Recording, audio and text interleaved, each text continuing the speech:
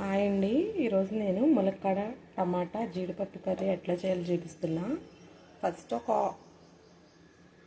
Oil వేస్తున్నానండి, ఒక డొక్కు. ఇది స్టీల్ కుక్కర్ కదండి, వెంటనే మరగకుండానే ఆనియన్స్ వేసేయాలండి.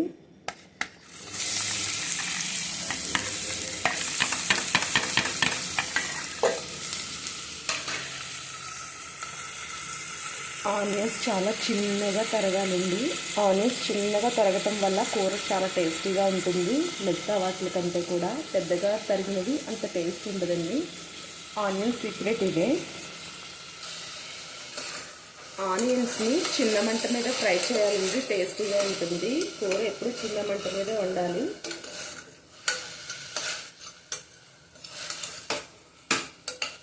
ఇప్పుడు అలా వేగుతుండగానే నేను ఉప్పు వేసేస్తానండి. మెత్తగా త్వరగా ఫ్రై అవుతాయని 1-2 మినిట్స్ వేగినాక. ఎందుకంటే బౌల్ మాడకుండా ఉంటుంది మనం ఎంత హడావిడిలో ఉన్నా సరే. ఈ సాల్ట్ వేయటం వల్ల.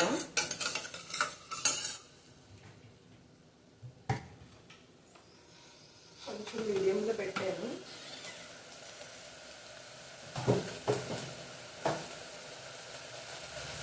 నెక్స్ట్ పసుపు వేయాలండి.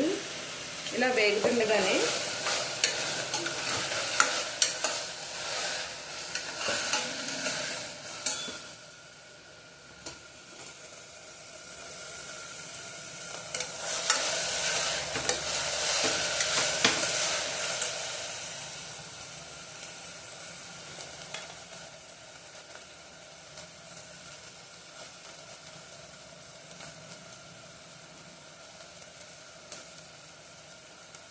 టర్మరిక్ ఇంత యూజ్ చేస్తున్నానండి. నలుగురికి 4 పించులు. డైలీ మానకుండా తినాలి, హెల్త్కి చాలా మంచిదండి. కూర కూడా చాలా టేస్టీగా ఉంటుంది ఇంత వేయడం వల్ల. అసలు టర్మరిక్ వేసిన కూర చాలా టేస్ట్గా ఉంటుందండి. మనం సన్నగా అవడానికి కూడా యూజ్ అవుతుంది turmeric. At the same time బరువు తగ్గాలనుకున్న వాళ్ళకి ఇది చాలా బెనిఫిట్ అండి.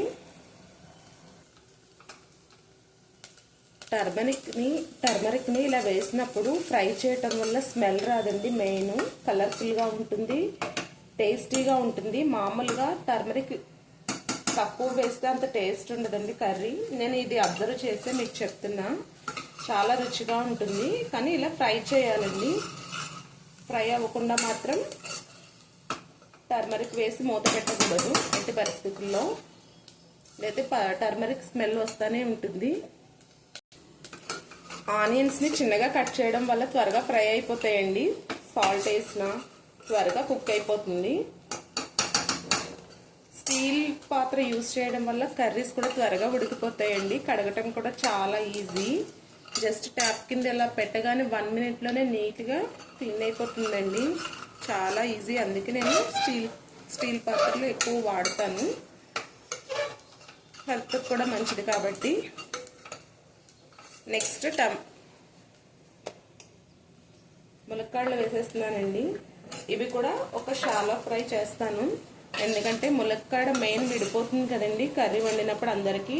అట్లా మ్యాక్సిమం అలా విడిపోకుండా ఉండాలి అంటే ఇలా ఫ్రై చేయాలండి. కొంచెం 2-3 మినిట్స్